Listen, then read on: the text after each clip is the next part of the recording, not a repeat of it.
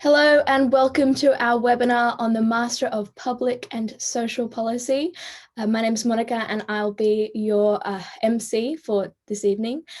We're just letting everyone in now for the moment, so hold tight with us and we'll get started in just a little bit.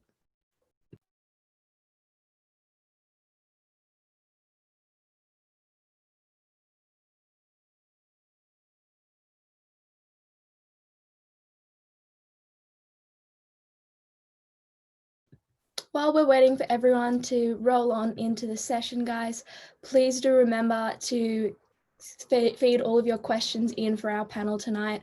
We have two wonderful students with us and of course Dr. Toby Fattore from the department. So we have a wealth of information from all perspectives. So this is your opportunity to get all your questions through and have them answered as thoroughly as we can tonight.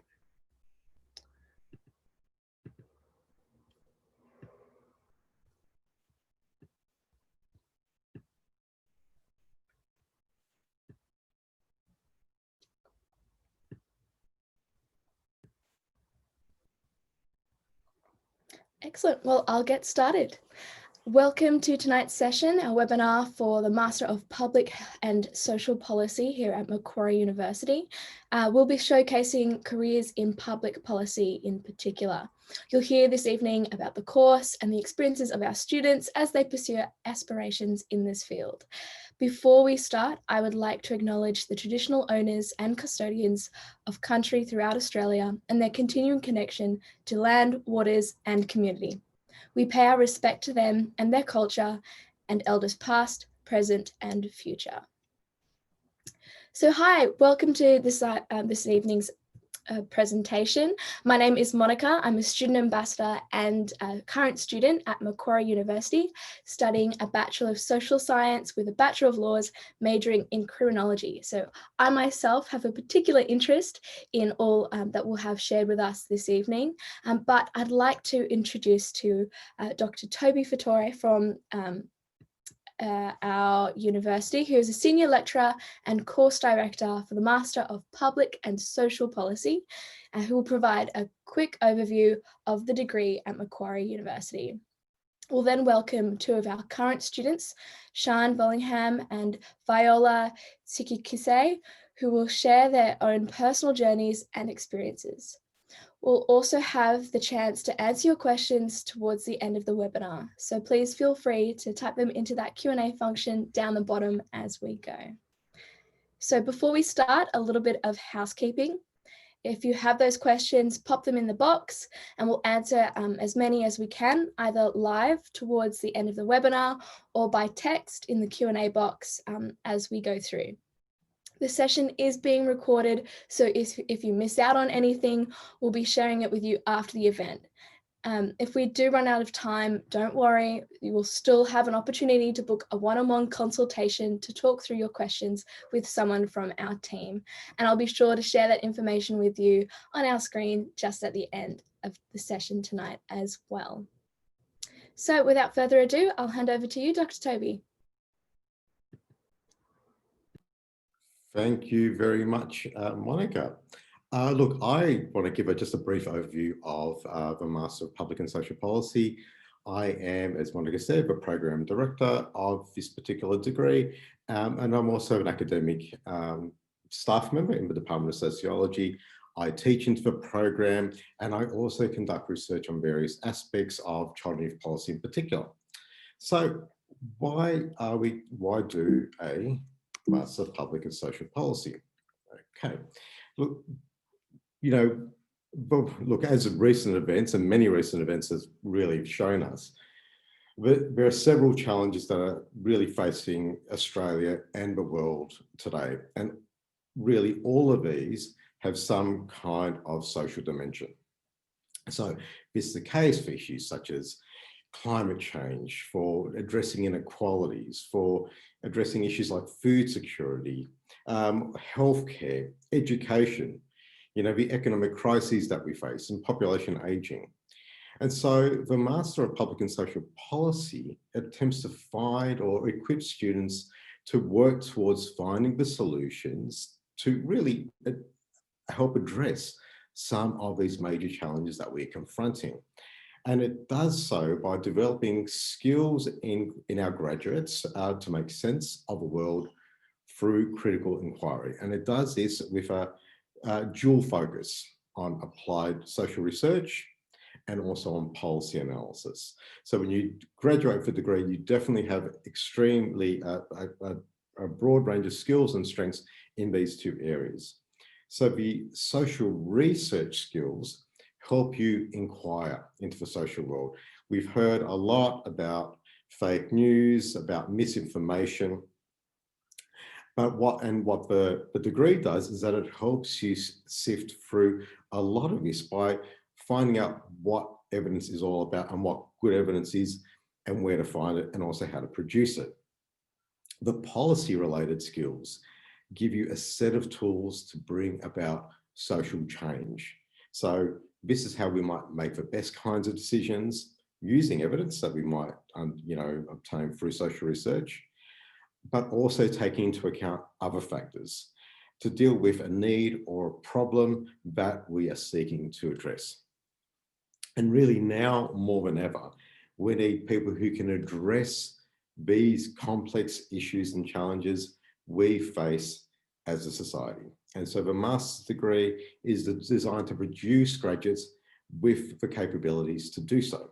So it will help you understand the forces that shape policy, that shape society, and also the processes involved in which you can be a policy actor and one of the decision makers.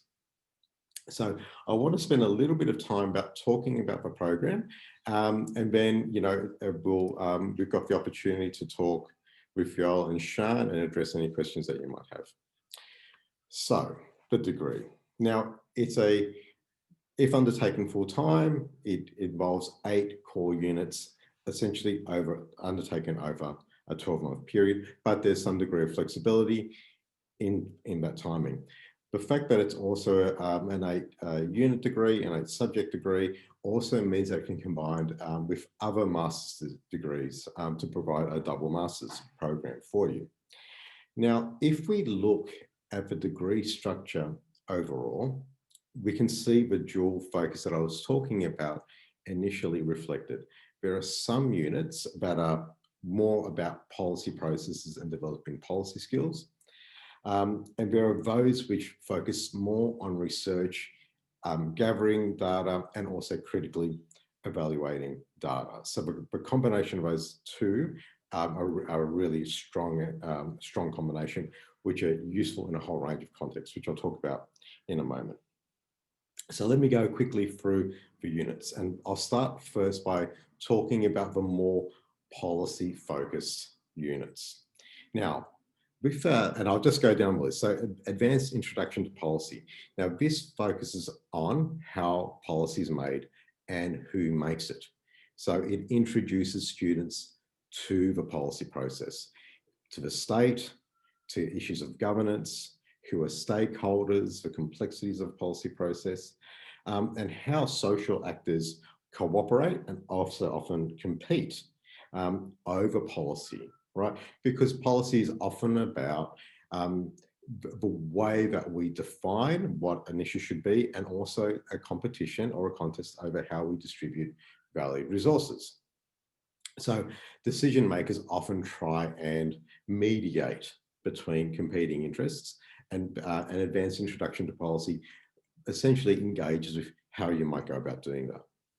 So policy ideas in focus really builds on this advanced introduction to policy, and it really gives you your canvas's state-of-the-art policy innovations. So what's happening in the world of policy making, in terms of government, in terms of, say, the way that we engage with various political interests. So it could include things like how the brain and mind science is affecting policy processes, the use of big data in policymaking, the use of nudge theory, which is actually a really important and influential issue at the moment. And that's the use of things like positive reinforcement and indirect suggestion to bring about policy changes.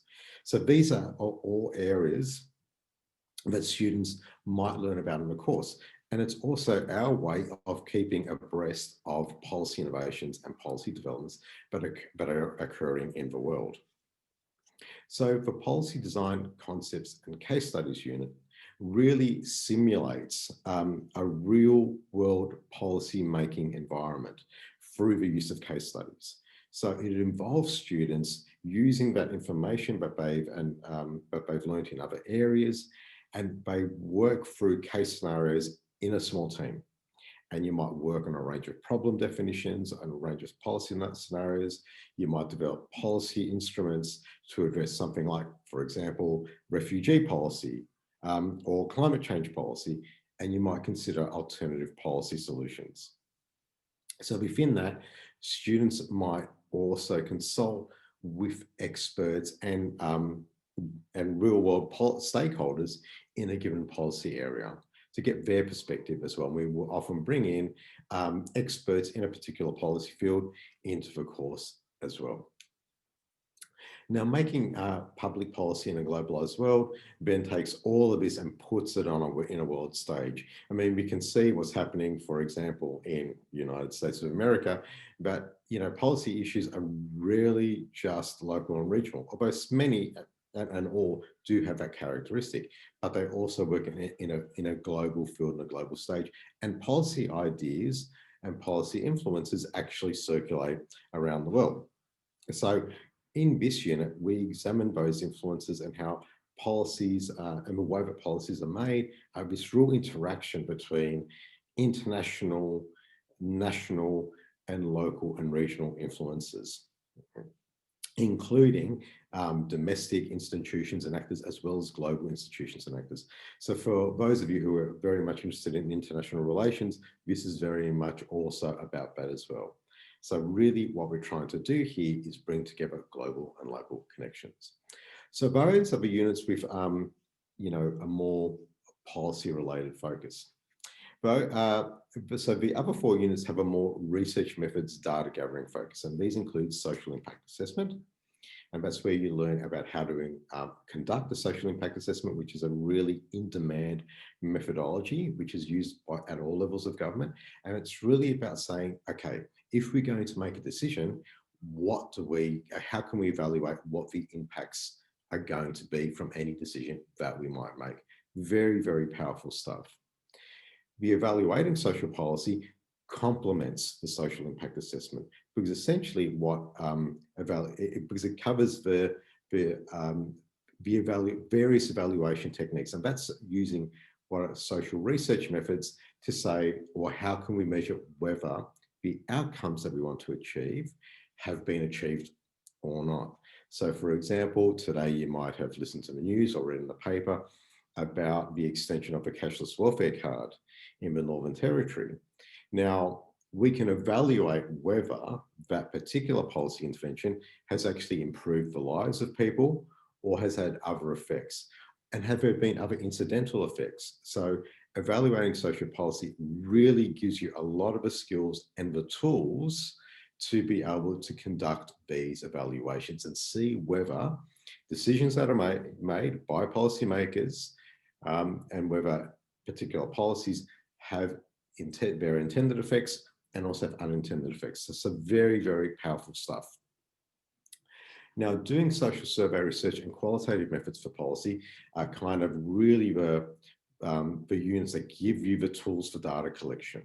So doing social survey research is about quantitative social research, how to run social surveys, how to collect data from a large number of people to see about what are trends, what are attitudes, and what are people's prevalence in people's opinions or other kinds of social phenomena. And we can use that data to predict what may occur in the world. So for example, through quantitative methods, if we get pieces of information like the job that you do, the job that your parents do, and your current educational status, and your postcode, we have a good idea about what some of your attitudes might be on a range of issues.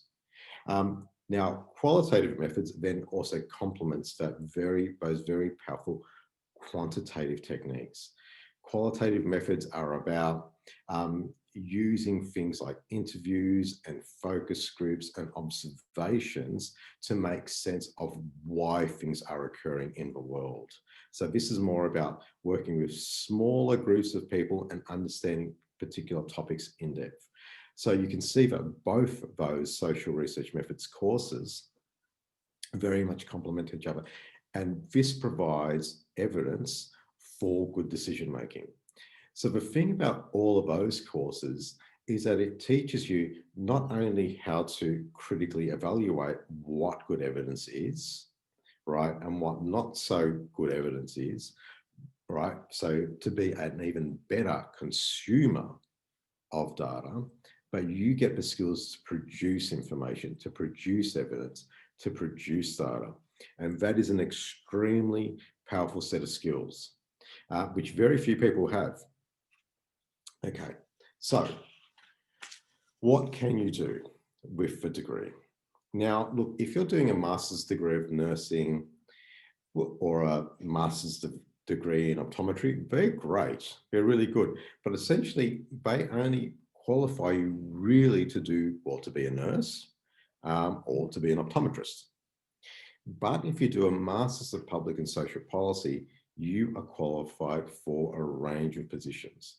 This is because this particular master's degree emphasizes a set of skills which are applicable to a broad range of vocational areas and occupations, including those that are increasing. They're becoming, a bigger and more important parts of the labour market.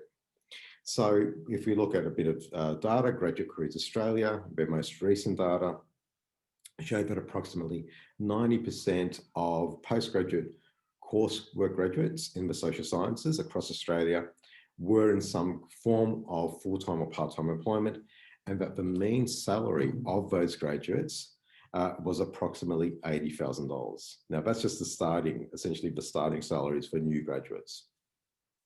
So you can see there that the degree puts you in a position where you're highly marketable and obtain work in a well-paying position.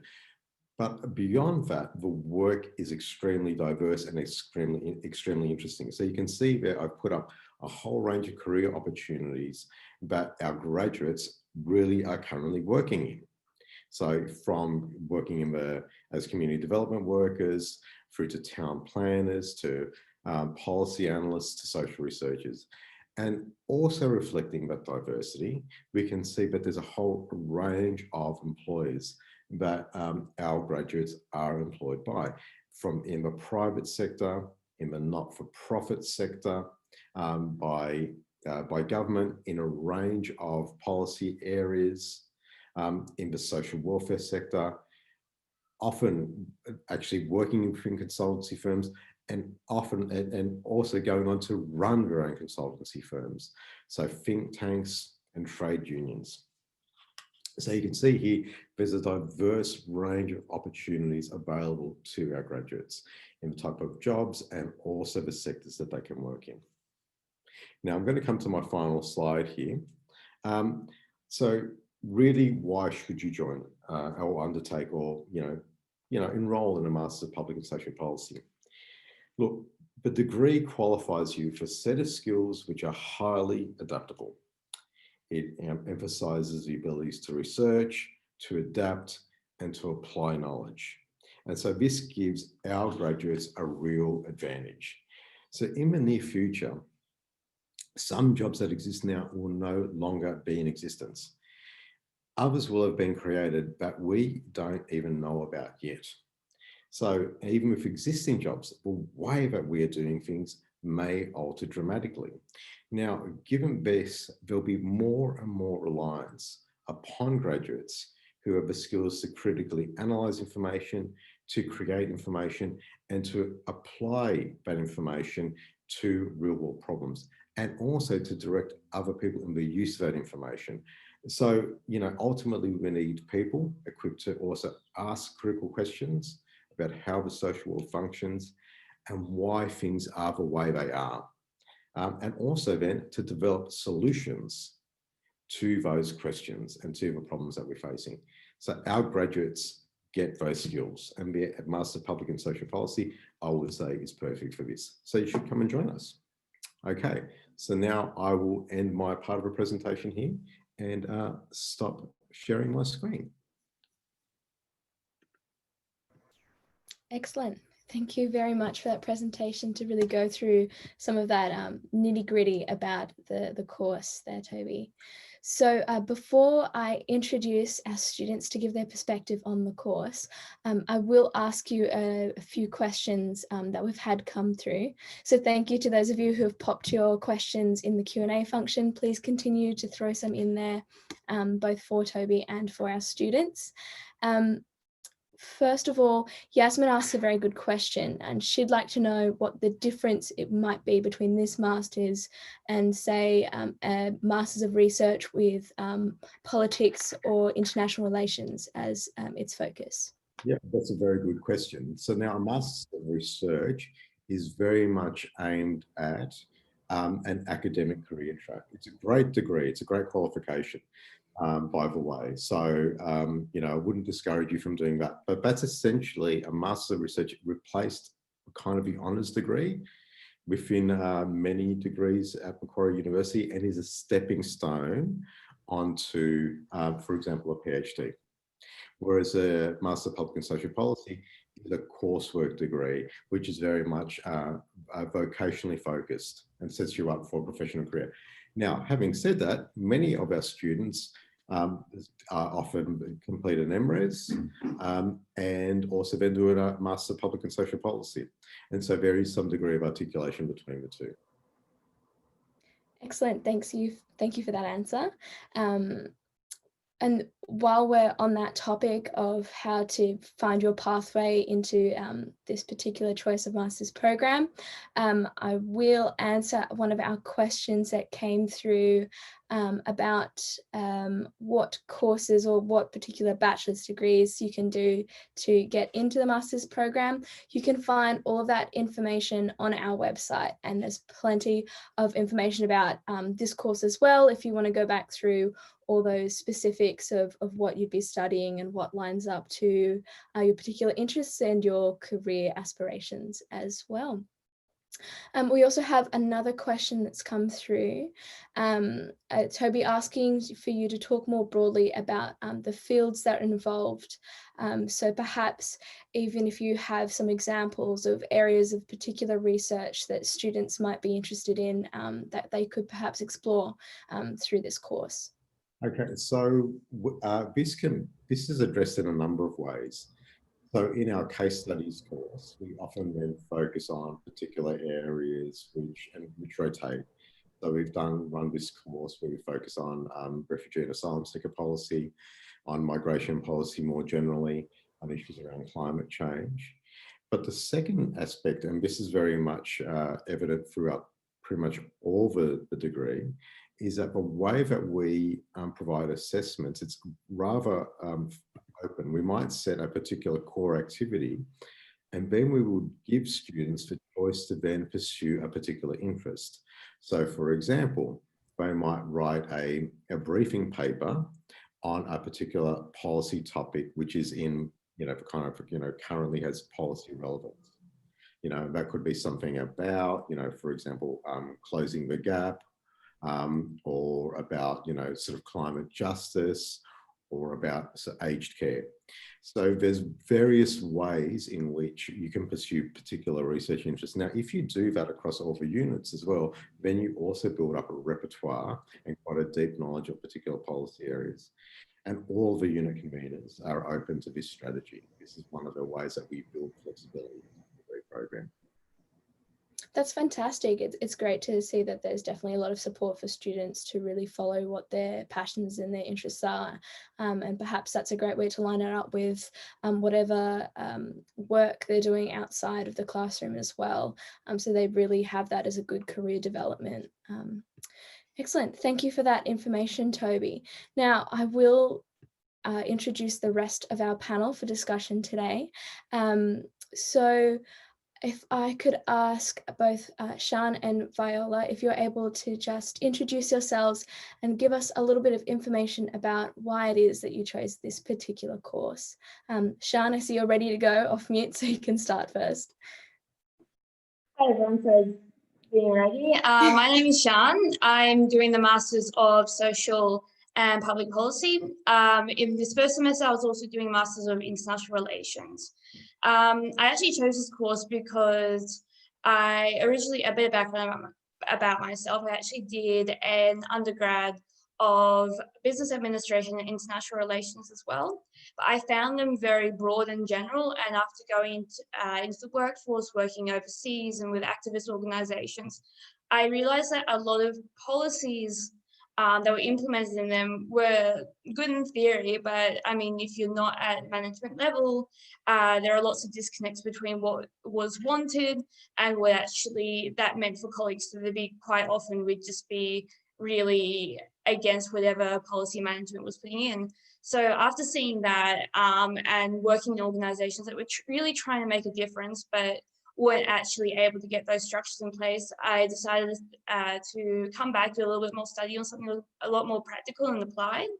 And yeah, so far I've actually really found that, and something where I could also explore my passions a bit more in a separate environment, I guess, that isn't as structured as you would find in an organization or workplace where you're constricted by their own goals.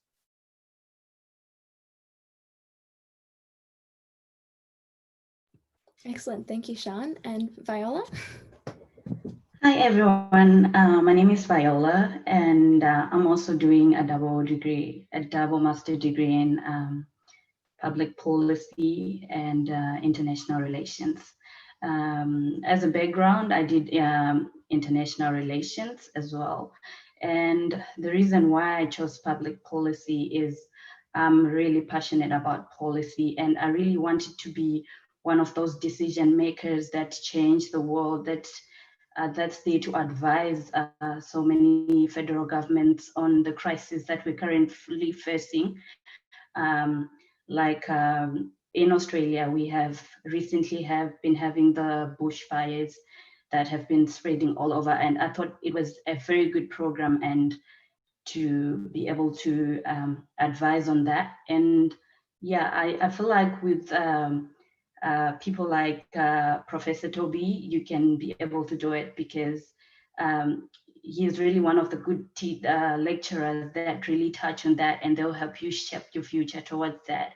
As for the many careers that you can do, it's a good program to get into because then you have so much to do. You also have a hands-on experience on developing a lot of practical work in the field. You can also do a lot of case studies, and yeah, that's basically all. Excellent, thank you so much. It's great to see that you are really passionate about what you're studying, and so this has been a fantastic opportunity for you to really explore that through the course. So in particular, Viola, did you say that you were studying part-time in the course? You'll continue studying next year? I'm a full-time student. You're a full-time student? Yes. Excellent. Well, we do have one question that's come through about study loads and whether part-time or full-time study might be a good option. Perhaps if you'd like to share your experiences, Sian, Viola, with the study load and how you work that into, what you have happening outside of the classroom, and then Toby can perhaps give some comments about how a part-time study mode can work in the program. Sure. So I guess one of the good things about this course is that you can adjust your workload to what you need, in that you can alter the amount of research that you need to do. So there are time-saving aspects that you can choose, like choosing topics that you're interested in, topics that you've got a lot of experience with. And I find that that's really helped me manage the workload at the moment. Doing international relations as well does take a lot more time. So I think in comparison to those really heavy course load degree, that it's a lot more manageable. And I found that the teachers here are really, really understanding. I've got a really good rapport with all my teachers within this course, and they're very easy to talk to and to give you feedback on how to help manage it as well. Well, I feel like in terms of workloads, it just depends on how much you put, but the more you put the more you get out of it. And the lecturers are pretty much so supportive. So whenever you need help, you're free to email them anytime and get help whenever you need it. And yeah, full-time studying is really manageable at Macquarie.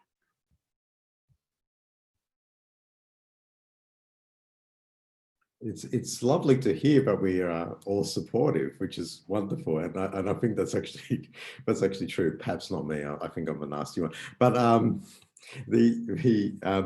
you can also not do a full-time load. You can do a small number of units per semester. So there's a degree of flexibility. You just extend the degree over for longer than the 12-month period. So, and look, and lots of students do that. I mean, we have students who come through from undergraduate studies directly. We have students who are working full-time within policy positions and wanting to kind of then update their knowledge, or, you know, put for what they do, you know, get some of the theory in with the practice. We have students who have quite diverse life experiences and are coming back and are kind of retraining and pursuing a different interest. And we've also got students who have, you know, very, very diverse life situations and life circumstances. You know, running their own business, having full-time care responsibilities, having full-time jobs. So we accommodate all of that. You know, in the ways that Viola and Sean have talked about, but also in terms of the flexibility of the degree structure. You know, we don't force people to have to do it in 12 months. No, but that's not a requirement. So you can do it and essentially at your own pace. Excellent. I hope that's been a little bit of helpful insight for both Emma and Sarah in terms of managing work and study and having a good balance. In particular, would any of you have insight into how many hours of work a week that you find manageable with your degree? That's a tough one because I don't necessarily record that, I'm afraid to say, but I would say about, depending if we have a major essay coming up, I would say maybe between any given week, like 10 to 20 hours, only 20 if we've got a major assignment coming up, a little bit more perhaps as well, just with my other international relations degree with heavy reading time, that might be a little bit of a guide there. I wouldn't say much, like definitely not longer than 25 hours or so a week. So I don't find it as intense as I did my undergraduate degree. So it's a lot more specific rather than a lot of broad knowledge. And depending on your context as well, you might have a bit of experience. It's not necessarily new knowledge so much as new skills and new ways to apply them. So it's very much just about getting a hang of the tools that you're using, and then it's actually quite almost enjoyable to apply them to the context that you're really interested in. And that really helps speed up the process and makes the time go a little bit faster as well.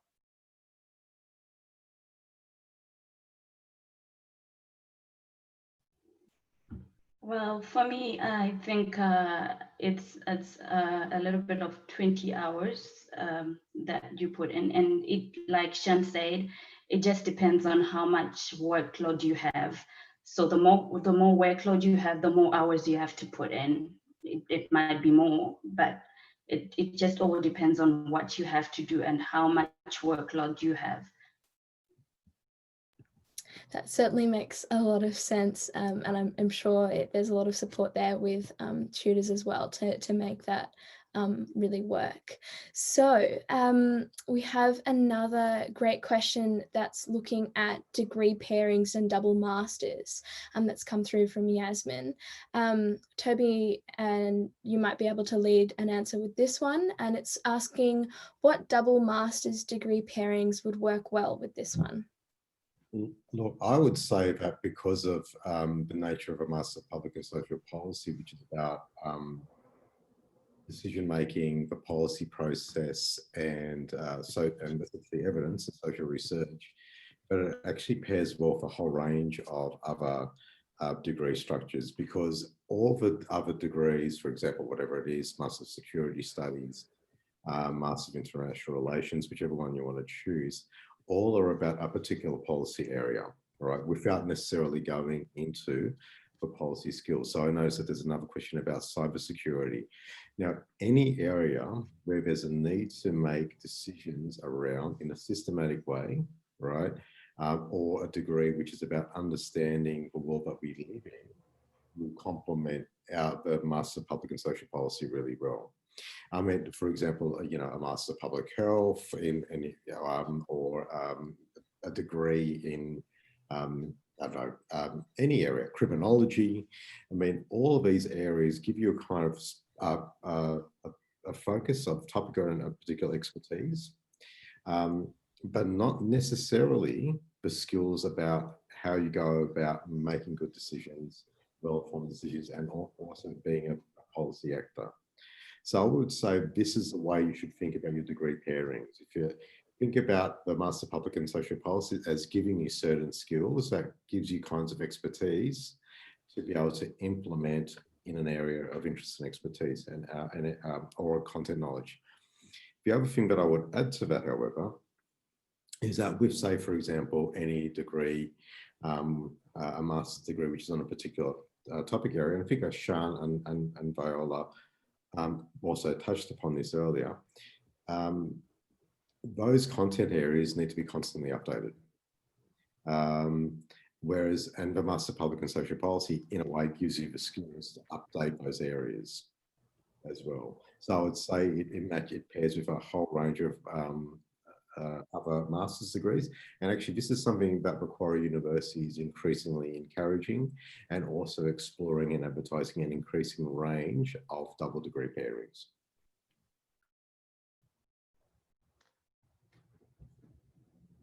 And Sean and Viola, did you have any insights about what having that double pairing has done in terms of opening up your experiences and your knowledge in the field?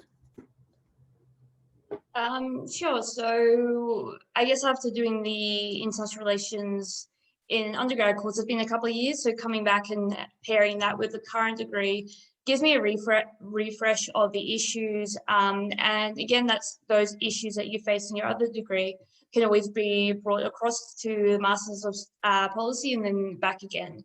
So it's very, very interchangeable. As Toby said, it's very much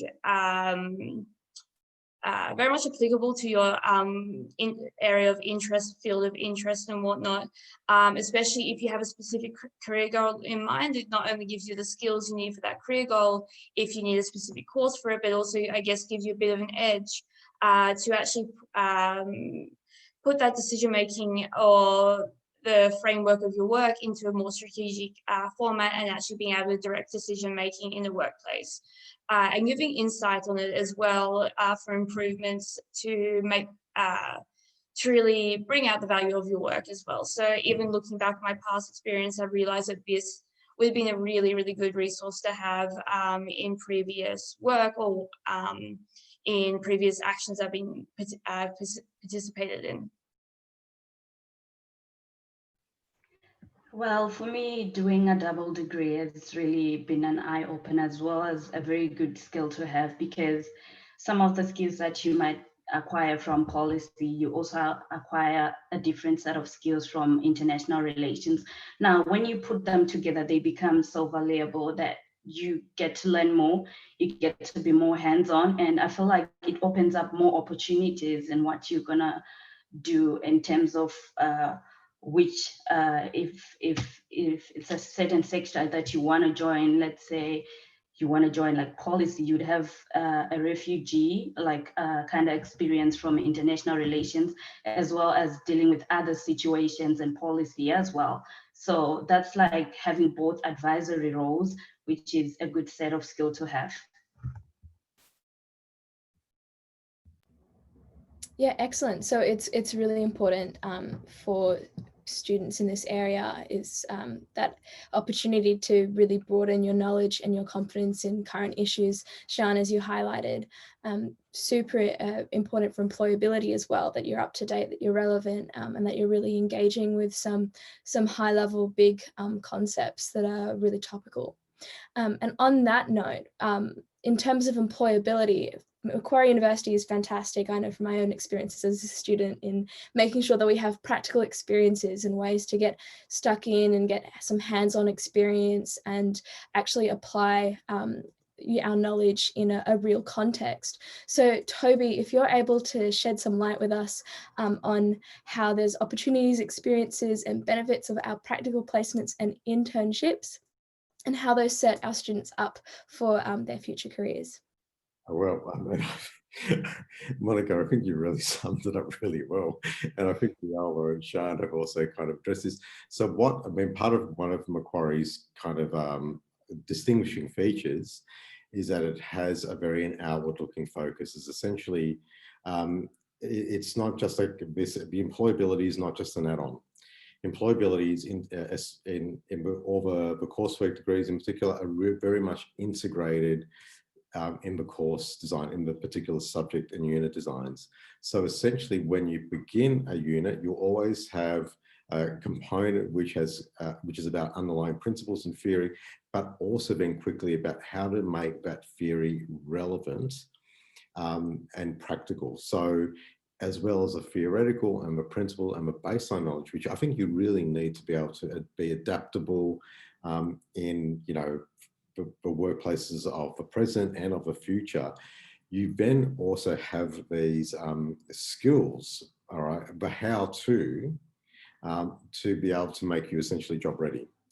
Now, everyone who teaches within our Master of Public and Social Policy has got significant policy and research expertise. So we have, you know, we're all obviously academics, but we, you know, all of us come from practice experience.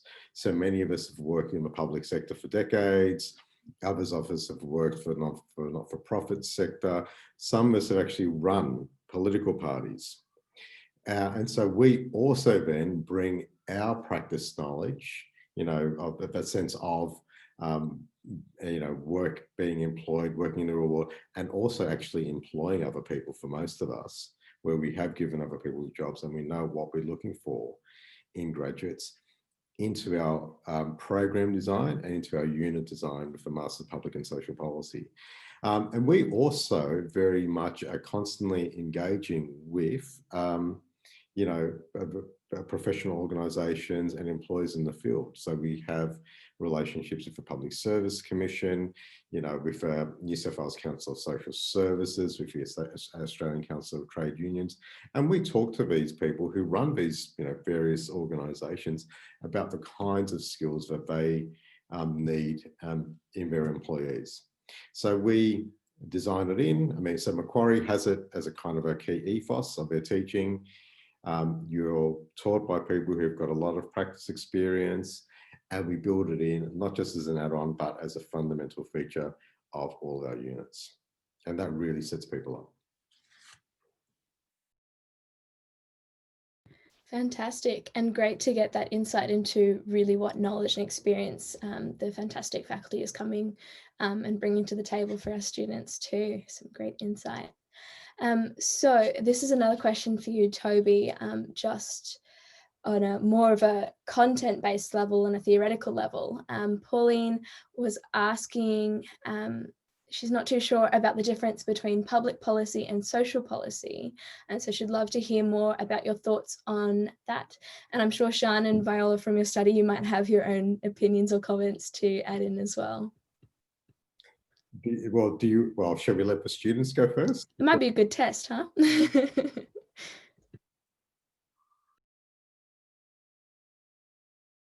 All right, I won't put you on the spot. So public policy relates to the broad field of government, right? So any policy area which is made within a kind of a public sphere or has a public interest. And, you know, much of what we discuss and talk about within our degree relates to that. But social policy is a kind of in a way, a subset of public policy, and it relates to things which are like, which relate to social expenditure, things like human services, aged care, disability, education, social welfare, and Indigenous rights and justice. And so they often complement each other, but public policy also includes things which might be like economics, and also the defence force and foreign affairs. Now, all of those more public policy issues also obviously have a social component. So it's a very brief distinction, and often they overlap. So there's no kind of hard and fast rule about what public policy is and what social policy is in general. I guess just to expand on that a little bit, just trying to figure out how to like put that into a concise sentence. But I guess the way that I view it is that social policy is more about the actual issues that affect the everyday people, whereas public policy is the structure that you would see people responding to it from governments or key decision makers within those authority structures. Social policy, on the other hand, is still really useful because it's a little bit more flexible the way that you approach it. And so combining those two means that you can start to look at the way that public policy is driven, not from a top-down perspective, but actually from a bottom-up. So you really get to explore those ground level issues and the complex nature of the issues that you might be more passionate about. And just I still get overwhelmed all the time by how just complex and interconnected everything is. So unfortunately, I'm not maybe by the end of the course, I might be able to delineate a little bit more, but by all the readings that I've done so far, it doesn't look like that's going to happen anytime soon. Well, it's good to see that you're just consistently being challenged and made to really think hard about all the concepts that are being thrown your way, Sian. I do have a question for our students. What is one piece of advice that you can give prospective students that you wish you knew at the start of your course? One piece of advice that I would give to prospective students is public policy is a good degree, and you get a lot of practice, you get a lot of experience during the degree, you get a lot of assessments and a lot of assignments as well that challenges you to do it practically. We do a lot of practical things, and I would really encourage anyone who wants to join it to go for it because it's great and we're really enjoying the challenges as they come every day. No, I totally agree with that. I guess half of the advice I have is to come in with a passion or a key idea, whatever context you've come from, where if it's something new that you want to explore, come in with that, or if you want to continue something that you're already working on, have worked in the past, I guess bring that knowledge with you, and you can really start to see over the following weeks how well the course applies to it. I guess the other piece of advice I have is ask questions all the time. I hadn't been to Macquarie University before, so I wasn't sure about the culture. I wasn't sure about the way that it worked, but I found, especially with a master's degree, everyone is there to learn, and everyone is actually interested in the topic that they're studying. And everyone wants to know the answer to whatever question you're actually asking. So being able to have that conversational conversational aspect to your class is really, really beneficial to your degree. And I think that's something that Toby did really, really well for his classes, being able to actually sit down and not having a set structure where you just had to sit at a lecture screen and write down all the notes. You actually get to talk about it, explore it, and look at it in much more depth with case studies that have actually happened or are actually happening. So I guess be confident when you're talking to others, and connect online as well, if you're doing it online or if it's half and half. So don't be afraid to connect to everyone on WhatsApp or ask questions in the discussion forum, stuff like that, because it's really, really useful and it's helped me so much this past semester, something that it didn't do in my undergrad degree.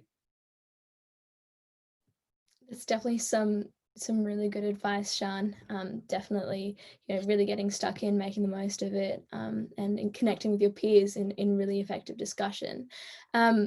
And on that note, you bringing up online study is quite topical, given that today's proceedings are being held online for everyone. And it's Zoom is definitely a resource that many students at Macquarie are very well versed in now. As for some of us who are studying full-time as students on campus, it's been something we've had to adjust to and do recently as an alternative. But for those students who would like to study online, we do have a question which perhaps, Toby, you might be the most well-equipped to answer, which was asking about what kind of mode of study is available online, whether the delivery is predominantly day or evening, what kind of format it's in, and how students kind of interact with that. Yeah. So all the units are offered in multiple modes. So they're all offered at least internally and also online. And we share resources as much as possible between the modes. So essentially we try and develop a kind of shared cohort, regardless of whether you're doing it online or internally. And so, for example, things like all the shared resources, we try and, for the online students, we try and emulate the same activities as which are run for the internal students as much as possible across all the units. Now, what we also try and do is that we give people the options as well. If you're enrolled as an internal student, then you come on campus, but most of the conveners, actually all of the conveners, if circumstances change, we allow you to then also do it online. We're not, so there's a kind of a capacity to combine modes of delivery. Now, for internal students, most of the units, actually all of the units, if they're run on campus, when they are run on campus, which they all are, they usually run in the evening. So this takes into account the fact that, a lot of the people who are undertaking the degree have got other things that they need to do during the day. So you get the option, then you can either do it fully online, you can do it, and then, but we try and emulate the online experience. So for example, we share recorded lectures, and they often, they're pre-recorded. We actually put a lot of effort into our recordings, and then these are used as a basis for other activities, which pretty much everyone does. Or you can do it internally, and they're in the evenings usually. Excellent. Thank you very much. And Chanel, I hope that answers your question as well about balancing full-time work with night classes as well. So unfortunately, we are almost out of time for this evening, and I see we have so many fantastic questions that we haven't quite covered. But I have one last question, and those lingering questions we can have answered to you in the function, or I'll prop up some information about one-on-one consultations as well once we wrap up. So my last question, which Toby, you may be the most apt to answer, but I'm open to any comments or contributions from our students as well, from their own experiences, and would like to know, what are the critical factors, the skills, the traits, the knowledge, perhaps the experience that sets you up for success and longevity in a policy career? That's a really good question. I mean, I would say that is ability to think critically and also to think flexibly. The thing about policy work is that you often have to change your expertise quite often. You're often in a decision-making context where a whole range of different decisions need to be made. So that capacity to get across a particular topic relatively quickly, to be able to identify alternative solutions for action, to weigh up the risks and the benefits and the disadvantages of all those decisions on the basis of well-informed evidence, and then to be able to communicate those clearly, are the kinds of skills that policy workers need for a kind of a long policy career. So, and you can build on, you build on, and you can develop expertise in particular policy areas as well, because that's one career track. But quite often you will be asked to make and give advice around a whole range of policy areas. So that ability to think critically, to weigh up alternative solutions and identify them, and to communicate options clearly, I would say are really critical skills. And I think that's why actually our degree works so well, because we actually develop those skills. But I'll give a last word to Viola and to Sian on this.